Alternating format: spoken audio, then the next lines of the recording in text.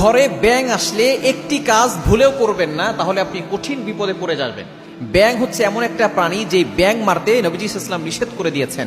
ব্যাঙ হচ্ছে এমন একটা প্রাণী, হযরত ইব্রাহিম আলাইহিস সালামকে যখন নমরুদ আগুনে নিক্ষেপ করেছিল তখন টিকটিকি এই আগুনকে আরো ধাউ ধাউ করে যাতে করে জলে যেন ফু দিয়েছিল, যার কারণে টিকটিকি মারা হচ্ছে সওয়াবের কাজ।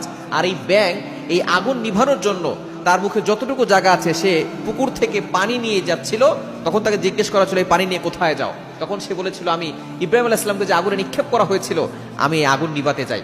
যদিও তার পানি তার মুখে অল্প ছিল, কিন্তু তার চিন্তা চেতনা ছিল ইব্রাহিম আলাইহিস সালামকে বাঁচানোর। এই যে তার ভিতরের চিন্তা, এটা আল্লাহ তাআলা কবুল করে নিয়েছেন। এজন্য ব্যাঙকে সম্মানিত করেছেন। ব্যাঙ বর্ষাকালে আসলে মানুষের ঘরে যায়।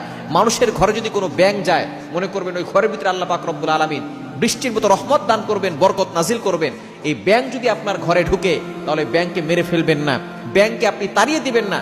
আপনার ঘরে ব্যাঙ থাকলে আল্লাহ পাক রব্বুল আলামিন আপনার ঘরের ভিতরে বরকত নাজিল করবেন। নবী সাল্লাল্লাহু আলাইহি ওয়াসাল্লাম এই ব্যাঙ মারতে নিষেধ করেছেন, কেননা এই ব্যাঙ সে ইব্রাহিম আলাইহিস সালামকে বাঁচানোর জন্য চেষ্টা করেছিল, এই চেষ্টা আল্লাহ কবুল করেছেন। সুতরাং ভালো কাজের চেষ্টা যদি আপনি করেন, আল্লাহ তাআলা আপনার এই ভালো কাজটাকে কবুল করে নেবেন। সুতরাং আমাদেরকে সবসময় চিন্তা করতে হবে, এই ভালো কাজ করার কারণে ব্যাংকে সম্মানিত করা হয়েছে, এবং ব্যাংক যে ঘরে থাকে সেই ঘরের ভিতরে আল্লাহ তাআলা বরকত নাজিল করবেন। সুতরাং ব্যাংক যদি আপনার ঘরে আসে, সেই ব্যাংককে কখনো তাড়িয়ে দিবেন না, তাকে মেরে ফেলবেন না। অনেকেই আছে ব্যাংকের উপরে আঘাত করে, ব্যাংককে মেরে ফেলতে চায়।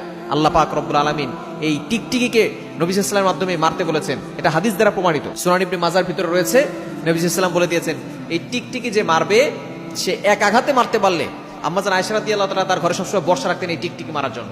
এটা একটা বিষাক্ত প্রাণী, এবং সে ফু দিয়েছিল ইব্রাহিম আলাইহিস সালামের আগুনকে যাতে করে ধাউ ধাউ করে জ্বলে।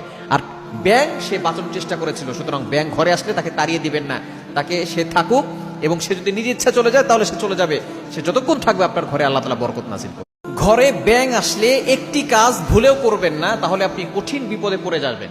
ব্যাঙ হচ্ছে এমন একটা প্রাণী যে ব্যাঙ মারতে নবীজি সাল্লাল্লাহু আলাইহি ওয়াসাল্লাম নিষেধ করে দিয়েছেন। ব্যাঙ হচ্ছে এমন একটা প্রাণী, হযরত ইব্রাহিম আলাইহিস সালামকে যখন নমরুদ আগুনে নিক্ষেপ করেছিল তখন টিকটিকি এই আগুনকে আরো ধাউ ধাউ করে যাতে করে জলে যেন ফু দিয়েছিল, যার কারণে টিকটিকি মারা হচ্ছে সওয়াবের কাজ। আর এই ব্যাঙ এই আগুন নিভানোর জন্য তার মুখে যতটুকু জায়গা আছে সে পুকুর থেকে পানি নিয়ে যাচ্ছিল। তখন তাকে জিজ্ঞেস করা ছিল, এই পানি নিয়ে কোথায় যাও? তখন সে বলেছিল, আমি ইব্রাহিম আলাইহিস সালামকে যে আগুনে নিক্ষেপ করা হয়েছিল আমি এই আগুন নিভাতে চাই। যদিও তার পানি তার মুখে অল্প ছিল, কিন্তু তার চিন্তা চেতনা ছিল ইব্রাহিম আলাইহিস সালামকে বাঁচানোর। এই যে তার ভিতরের চিন্তা, এটা আল্লাহ তাআলা কবুল করে নিয়েছেন। এজন্য ব্যাঙকে সম্মানিত করেছেন। ব্যাঙ বর্ষাকালে আসলে মানুষের ঘরে যায়।